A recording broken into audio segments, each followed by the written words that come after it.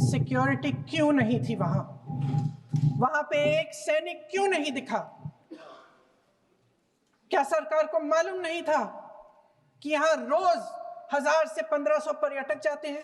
क्या सरकार को मालूम नहीं था कि यहाँ के को पहुंचने के लिए जंगल के रास्ते से जाना पड़ता है? अगर कुछ हो जाएगा तो लोग वहां से निकल नहीं पाएंगे। एक चिकित्सा का इंतजाम नहीं था, फर्स्ट एड का इंतजाम नहीं था, कोई इंतजाम नहीं था, ना सुरक्षा का ना फर्स्ट एड का। इन लोगों को भगवान भरोसे छोड़ दिया गया। ये लोग वहां पे इस सरकार के भरोसे गए और इस सरकार ने उन्हें भगवान भरोसे छोड़ दिया।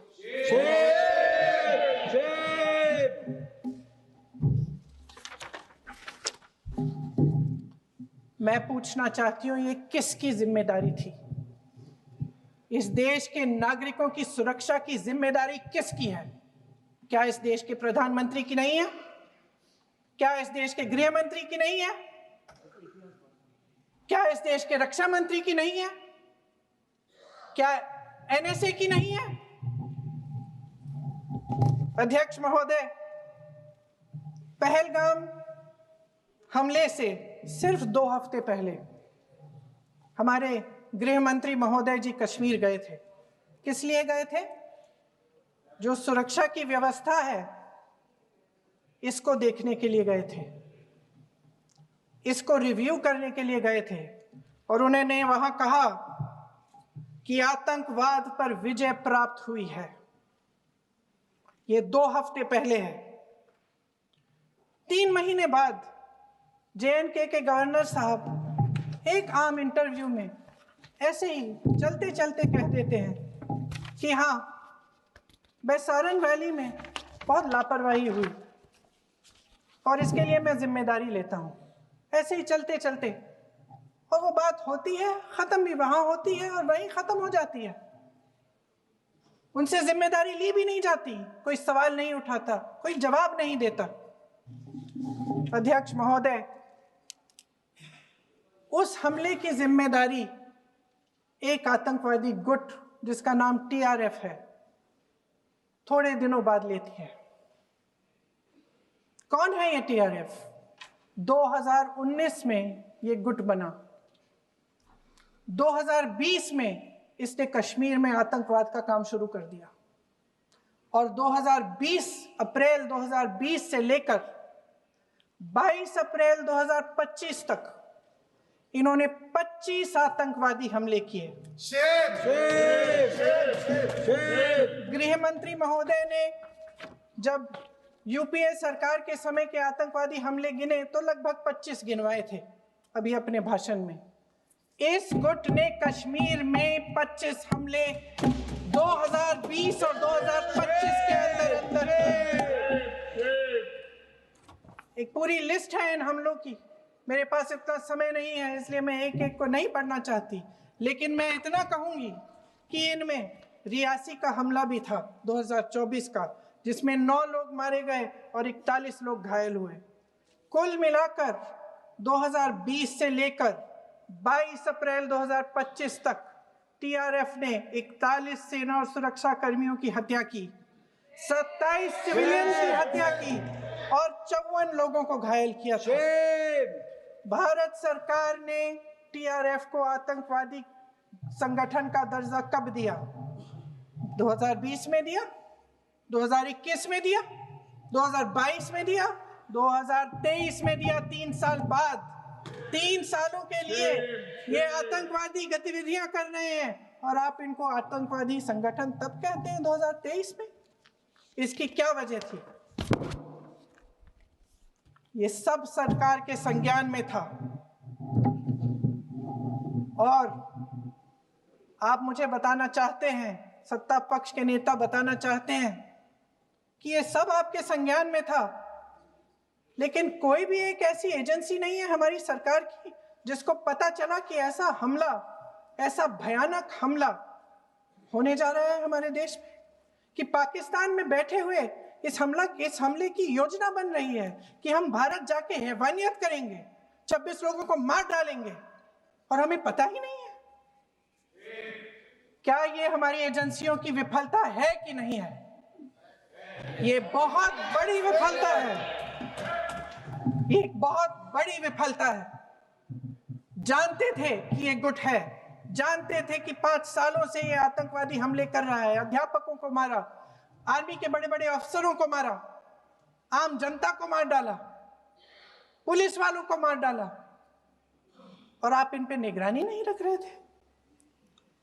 और ये जो एजेंसियां हैं, इनकी जिम्मेदारी कौन लेगा? क्या आईबी चीफ ने अपना इस्तीफा दिया? क्या किसी ने इस्तीफा दिया? गृह मंत्री जी के कार्य क्षेत्र में आता है इंटेलिजेंस ब्यूरो।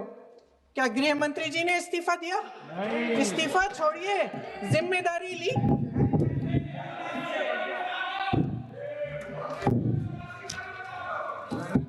साहब देखिए, इतिहास की बात आप करिए, मैं वर्तमान की बात करना चाहती हूँ। आपको तो एक बहाना चाहिए, आपको तो एक बहाना चाहिए। पूरे परिवार का नाम गिनवा देते हैं। अरे अपनी जिम्मेदारी खुद लीजिए। 11 सालों के लिए तो सत्ता में आप हैं। नेहरू को छोड़ नहीं रहा। कल माननीय गौरव गोगोई जी ने अपने भाषण में पूछा गृह मंत्री जी से, क्या आपकी जिम्मेदारी नहीं थी? मैं देख रही थी। राजनाथ जी, रक्षा मंत्री जी यूं अपना सर हिला रहे थे, कुछ बोले नहीं। अंदर से ये महसूस हुआ होगा कि यहाँ कुछ जिम्मेदारी थी, लेकिन माननीय गृह मंत्री महोदय जी हंस रहे थे, वे हंस रहे थे।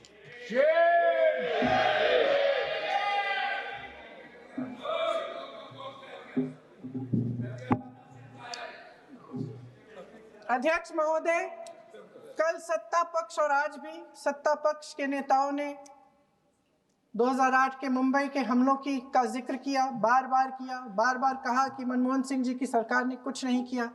ये तो जानकारी होगी ना कि उसी समय जब वो आतंकवादी हमला चल रहा था, तभी उन आतंकवादियों को मार डाला था। एक बचा था और उसको भी फांसी दे दी थी 2012 में। महाराष्ट्र के मुख्यमंत्री ने इस्तीफा दिया। देश के गृह मंत्री ने जिम्मेदारी लेकर इस्तीफा दिया। एक जवाबदेही थी पब्लिक के प्रति, एक जवाबदेही थी इस देश की जनता के प्रति, इस देश की धरती के प्रति।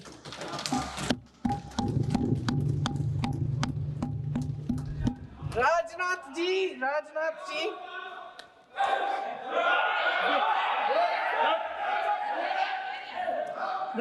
जी तो पुलवामा, उरी और पठानकोट के समय गृह मंत्री रहे थे।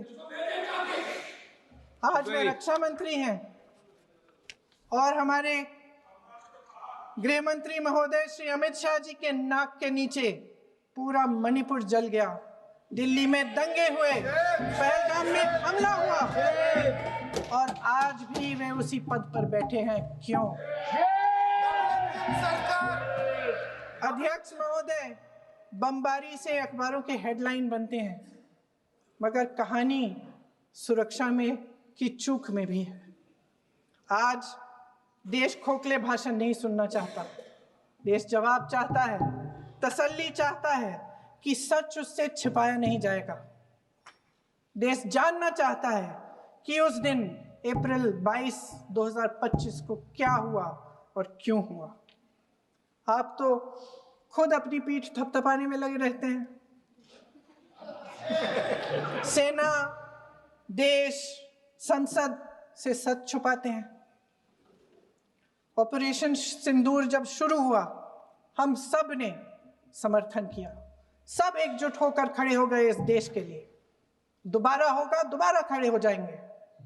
अगर हमारे देश पे हमला होता है तो यहाँ इस सदन में किसी भी पार्टी का हो, कोई भी हो, सब आपका समर्थन करेंगे। और हमें अपनी सेना पर गर्व है कि उन्होंने इस बार भी दृढ़ता से लड़ाई लड़ी, धैर्य से लड़ाई लड़ी, वीरता से लड़ाई लड़ी। लेकिन इस ऑपरेशन का सिंदूर का क्रेडिट, उसका श्रेय तो हमारे प्रधानमंत्री जी चाहते हैं। सही भी है, ठीक है, सही है, श्रेय ले। ओलंपिक्स में हमारा मेडल आता है, उसका भी श्रेय लेते हैं। लेकिन सिर्फ श्रेय लेने से नहीं होता नेतृत्व, जिम्मेदारी भी लेनी पड़ती है।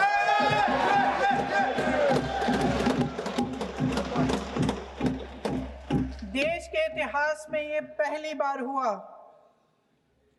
देश के इतिहास में ये पहली बार हुआ कि जंग होते होते ही रुक गई है जी। और इस रुकावट का ऐलान हमारी सरकार, हमारी सेना नहीं करती, अमेरिका के प्रेसिडेंट करते हैं, अमेरिका के राष्ट्रपति करते हैं। ये हमारे प्रधानमंत्री महोदय की गैर जिम्मेदारी का सबसे बड़ा प्रतीक है। आज गृह मंत्री जी ने इस बात पर उल्लेख किया। उन्होंने कहा, उनके शब्दों में उन्होंने कहा कि पाकिस्तान के पास शरण में आने के बजाय कोई चारा ही नहीं था। आपने शरण दिया क्यों? वो आते हैं आपके देश के अंदर, लोगों को मार डालते हैं और आप उनको शरण दे रहे हैं। क्यों दिया शरण? इसका जवाब क्यों नहीं दिया है एक भी भाषण में? जैसे ये बात उठी, शरण की बात की, हमारे गृह मंत्री जी ने इतिहास में चले गए।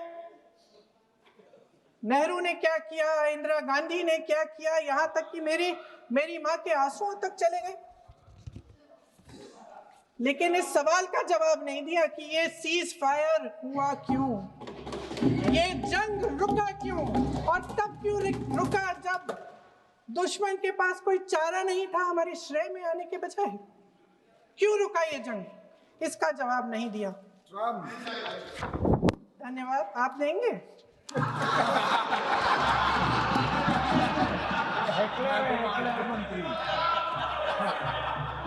देना भाई, देना। आपको टाइम मिलेगा तो, टाइम नहीं मिलेगा आपको शायद। वैसे महोदय, मेरी माँ की आंसू की बात किए,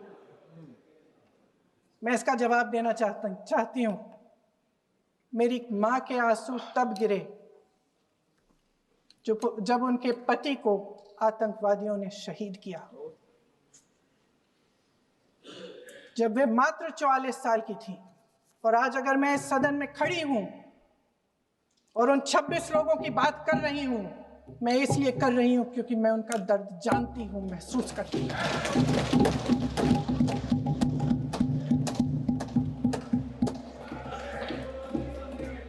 अध्यक्ष महोदय, मैंने कहा कि देश का नेतृत्व सिर्फ उपलब्धियों का श्रेय लेने से मजबूत नहीं होता। सफलता और विफलता दोनों की जिम्मेदारी लेने से बुलंद होता है। ये सोने का ताज नहीं है, कांटों का ताज है। अध्यक्ष महोदय, जब सरकार झूठी और कायर हो तो वे बहादुर से बहादुर सेना के साहस और पराक्रम को भी कमजोर कर देती है। देश को प्रतिशोध के साथ साथ सबके प्राणों की रक्षा का प्रण चाहिए। सेना की शक्ति के साथ सरकार की सच्चाई भी चाहिए। महान देशभक्त शहीद इंदिरा गांधी जी, जिन्होंने सफल कूटनीति के बल पर अमेरिका के राष्ट्रपति निक्सन का मुकाबला करके पाकिस्तान का विभाजन करवाया, बांग्लादेश बनाया, 1 लाख पाकिस्तानी सैनिकों को आत्मसमर्पण करने पर मजबूर किया, उन्होंने कभी इसका श्रेय लेने की कोशिश नहीं की। ऑपरेशन सिंदूर का मकसद अगर पाकिस्तान को सबक सिखाना था तो शायद ये मकसद अभी अधूरा है, क्योंकि हमारी कूटनीति विफल रही है। इसका प्रमाण यही है कि ऑपरेशन सिंदूर के बाद एक पाकिस्तानी जनरल, जिसके हाथ खून से रंगे थे, अमेरिका के राष्ट्रपति के साथ बैठकर लंच खा रहे थे। अगर ऑपरेशन सिंदूर का मकसद आतंकवाद को खत्म करने का था तो पाकिस्तान को संयुक्त राष्ट्र के आतंकवाद विरोधी समिति का अध्यक्ष चुने जाने से इस मकसद को धक्का लगा है। इसकी जिम्मेदारी कौन लेगा? क्या हमारे प्रधानमंत्री लेंगे? क्या उनमें ये हिम्मत है? नहीं है। अगर इस ऑपरेशन के दौरान हमारे जहाजों का नुकसान नहीं हुआ तो सदन में इसे साफ साफ कहने से क्या डर है? क्यों नहीं कहा है? कल भी रक्षा मंत्री जी ने कहा कि हमारे इंफ्रास्ट्रक्चर का नुकसान नहीं हुआ, तो जहाजों के बारे में भी बता दें, साफ साफ बता दें, क्या हर्ज है? सच्चाई तो है। सवालों से बचने के लिए ये सरकार हमेशा प्रयास करती है। इसकी राजनीतिक कायरता बेमिसाल है। देशवासियों के प्रति जवाबदेही का एहसास ही नहीं है। सच्चाई ये है कि इनके दिल में जनता के लिए कोई जगह नहीं है। सब राजनीति है, सब पीआर है, सब प्रचार है, सब पब्लिसिटी है। देश की जनता के लिए आपके हृदय में कुछ नहीं रहा। बहुत समय हो गया है आप इस प्रचार में ही लिप्त हैं, जनता को देख नहीं पा रहे हैं। जी मानिए। जो पहलगाम में हुआ, खत्म करती हूँ, जो पहलगाम में हुआ उससे हर एक देशवासी के दिल पे चोट पहुंची है। हिमांशी नारवाल की गुहार ने हम सबको शर्मिंदा किया है। इसीलिए मैं आज यहाँ खड़े हुए एक आखिरी बात करना चाहती हूँ।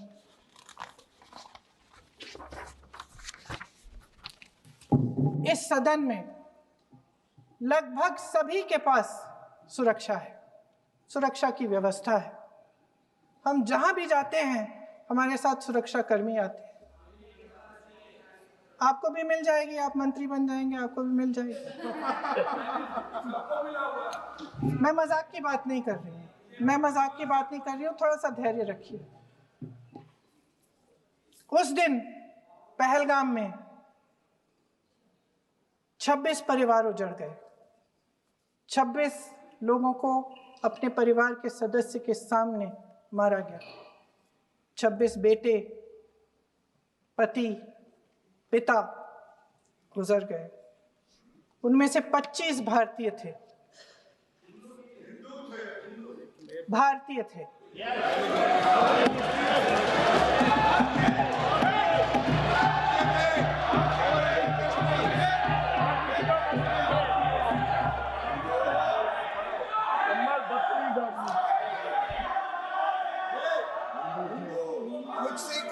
जितने भी लोग बैसारन वैली में थे और जो 25 भारतीय मारे गए, उनके लिए कोई सुरक्षा नहीं थी।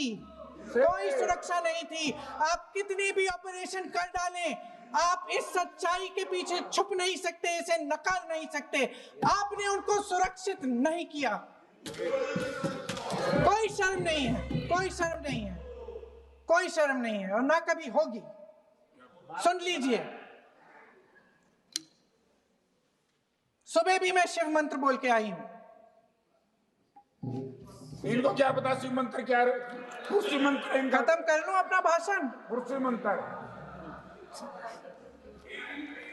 मैं एक बार उन 25 भारतीयों के मैं एक बार उन 25 भारतीयों के नाम इस सदन में पढ़ना चाहती हूं, ताकि यहां बैठे हर सदस्य को यह एहसास हो कि वे भी हमारी तरह इंसान थे, किसी राजनीतिक बिसात के मोहरे नहीं थे। वे भी इस देश के बेटे थे, वे भी इस देश के शहीद हैं। उनके परिजनों के प्रति हम सब की जवाबदेही बनती है। उन्हें सच्चाई जानने का हक है। समीर गुहा भारतीय, बिट्टन अधिकारी, मनीष रंजन, हेमंत सुहास जोशी, विनय नारवाल, सुशील नथनियल, अब्दुल श्रीकांत मोने, सैयद आदिल हुसैन शाह, नीरज रामचंद्रन, संजय लक्ष्मण लेले, दिनेश अग्रवाल, दिलीप दिल से, कुमार सतपति, JS चंद्रमौली, अब आप बोलिए, अब आराम से। JS चंद्रमौली, यतीश परमार, S मधुसूदन राव, अनेक सदस्य नारेबाजी का सदन नहीं है। शैलेश कलापिया, ये तरीका ठीक नहीं है आपका। भूषण, मंजुनाथ राव, कौस्तभ गणबोते, शुभम द्विवेदी। जय हिंद।